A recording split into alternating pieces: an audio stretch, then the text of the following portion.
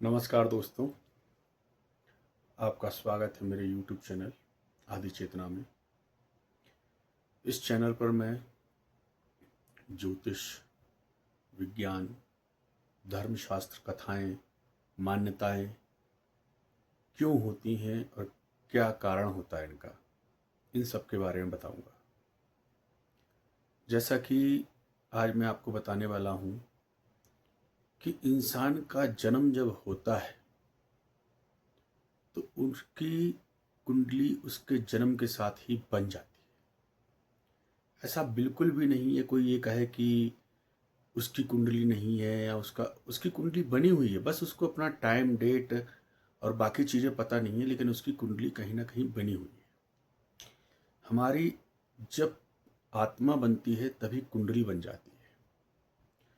और भारत नहीं, पूरे विश्व में जितने भी इंसान हैं सबकी कुंडली बनी हुई है। इनके पिछले कर्म, धर्म, इनके पुण्य प्रभाव के हिसाब से ग्रह, नक्षत्र, तारे उस स्थान पर बैठते हैं, उसी के हिसाब से उसका पूरा सिस्टम चलता है।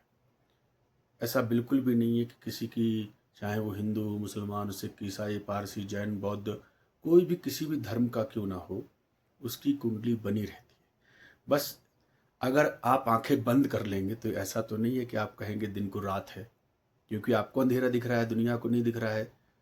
तो जो जागा हुआ है, जिसको पता है ज्योतिष शास्त्र के बारे में, उसको पता है कि कुंडली सबकी बनी ही होती है। हाँ, अब इस कुंडली में क्या होते हैं, 12 भाव होते हैं। और ये 12 भाव कैसे काम करते हैं, हर एक भाव का अपना एक ऑरा होता है, एक उसका कर्म होता है, उस कर्म को हमें निभाना होता है। उसमें कुछ गुण दोष भी मिले होते हैं हम लोगों को, वो कैसे काम करते हैं। उनमें राशियां होती हैं, 12 राशियां होती हैं, 27 नक्षत्र होते हैं। और इन 12 ग्रहों में, हमारे ग्रह तो होते ही हैं, लेकिन 2 ग्रह और होते हैं, उनका ज़्यादा वैसे है नहीं कोई, लेकिन वो ग्रह होते हैं। तो वैसे ही नवक ग्रहों के साथ में हमारी कुंडली भी वैसे ही काम करती है हमारे जीवन में।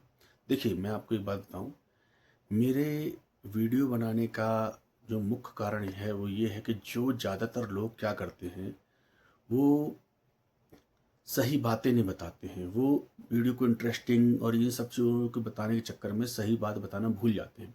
वो एडिट करते हैं सब कुछ। मैं लाइव करता हूँ, क्योंकि जो बात आपके दिल से निकलती है वो सही होती है। मैं आज सीरीज में आपको बताऊंगा कि 12 भागों में कैसे कौन सा ग्रह मजबूत होता है, वो 12 भाव कैसे काम करते हैं, उनमें कौन सी राशि उच्च और नीच की होती है, उच्च की होने पर क्या लाभ मिलता है, नीच की होने पर उसको क्या हानि मिलती है, और नीच के होने पर भी कई ग्रह ऐसे होते हैं जो आपको उत्तम फल दे देते हैं। तो इन सब चीज़ों के बारे में आपको बताऊंगा।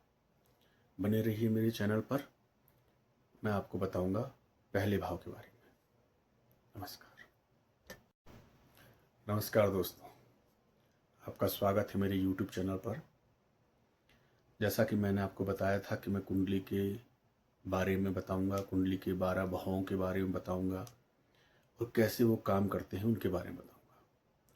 तो मैं आपको बताना चाहता हूं कि आजकल हर कोई एक एस्ट्रोलॉजी का ऐप यूज़ करता है, लेकिन आपके पास बंदूक होने के साथ में उसको चलाना भी आना चाहिए।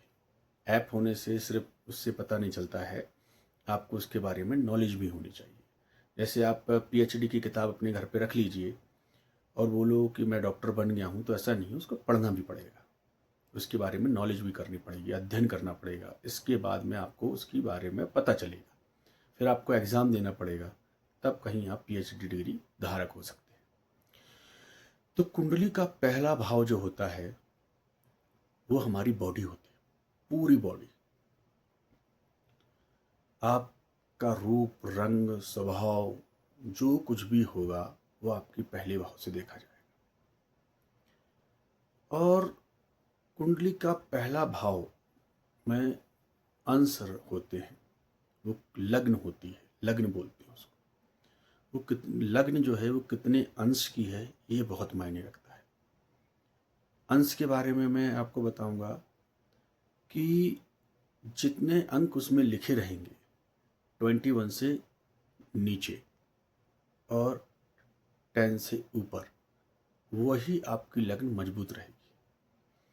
और 21 से अगर ऊपर लग्न लिखी है तो वो वृद्ध हो जाती है, और 9 से अगर लग्न नीचे हो जाती है तो वो अस्त हो जाती है। अब जब आपकी कुंडली में पावर ही नहीं है, आपके पास 100 वाट का बल्ब है लेकिन उसमें सिर्फ बिजली 5 वाट की आ रही है, तो वो प्रकाश कहाँ से देगा? जलेगा लेकिन प्रकाश कहाँ से देगा? तो उसके लिए आपको उस लग्न में कौन सी राशि है उसके हिसाब से काम करना होगा। पहले भाव में मेष राशि में सूर्य उच्च का होता है,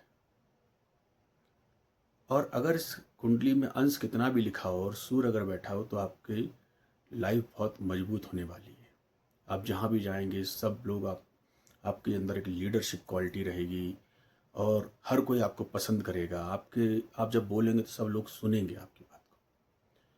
तो जब आप इन सब चीज़ों के साथ में लेके चलेंगे, मेष राशि में सूर्य का होना उच्च का माना जाएगा पहले भाव में। वैसे 5वें भाव में अगर सिंह राशि है तो भी सूर्य उच्च का माना जाएगा। मंगल भी मेष राशि में उच्च का माना जाता है, लेकिन वो 10वें भाव में। तो हर भाव का एक अलग अलग वो है। तो पहले भाव के बारे में मैं आज आपको बता रहा था कि पहला भाव जो होता है वो होता है हमारी बॉडी। नमस्कार। आगे भी मैं आपको बताता रहूँगा। क्या होता है, ज़्यादा वीडियो बड़ा हो जाता है तो उसका जो इंटरेस्ट हो जाता है वो ख़त्म हो जाता है। इसलिए एक एक करके हर चीज़ को समझिए, मैं आपको हर चीज़ बताऊँगा। आपके कोई सवाल हो तो मुझसे आप कमेंट में पूछ भी सकते हैं। नमस्कार। मेरे चैनल को लाइक सब्सक्राइब कीजिए। धन्यवाद।